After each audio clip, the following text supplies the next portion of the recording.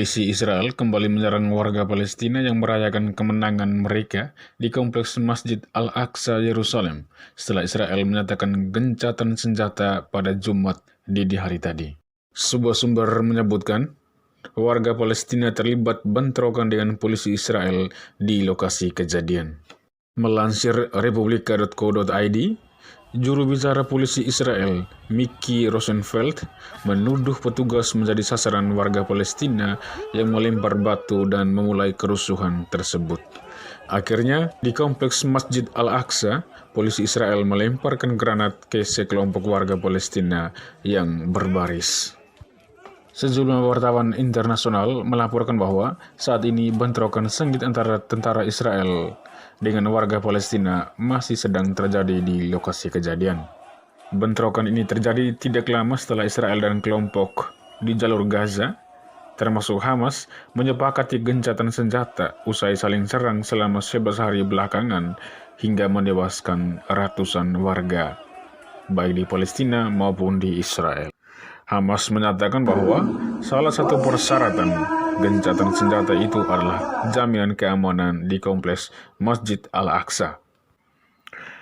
Sesaat setelah gencatan senjata terjadi yang dimediasi oleh Mesir, Hamas dan sejumlah milisi di jalur Gaza pun menyatakan bahwa mereka tetap bersiaga jika sewaktu-waktu Israel kembali meluncurkan serangan. Salah satu kelompok garis keras Islam itu mendesak Israel berhenti melakukan kekerasan terhadap penduduk sipil Palestina di Yerusalem.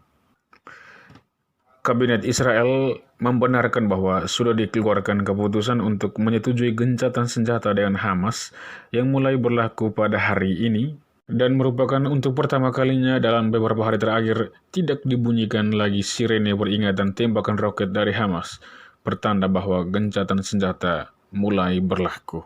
Sementara itu, baik Hamas maupun Israel saling melontarkan klaim kemenangan dan keberhasilan atas pertempuran yang telah terjadi. Seorang pejabat senior Hamas, Khalil Al-Hayya, mengatakan ini merupakan sebuah euforia kemenangan bagi Palestina.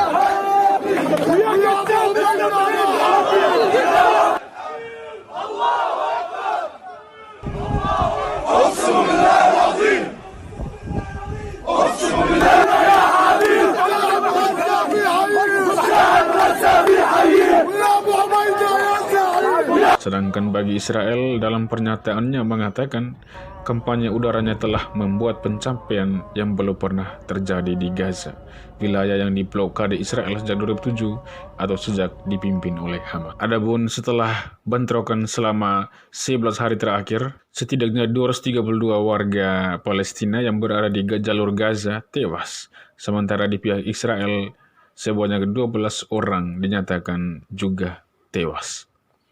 Sebelum pengumuman gencatan senjata antara Israel dan Hamas, Presiden Amerika Serikat Joe Biden mengatakan kepada Perdana Menteri Benjamin Netanyahu bahwa dirinya mengharapkan adanya penurunan eskalasi secara signifikan di wilayah Timur Tengah tersebut.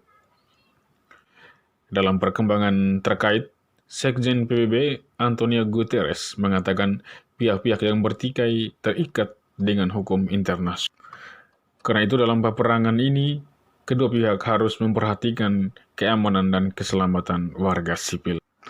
Perayaan euforia kemenangan di pihak Hamas atau Palestina dirayakan di kompleks Masjid Al-Aqsa sepanjang hari ini.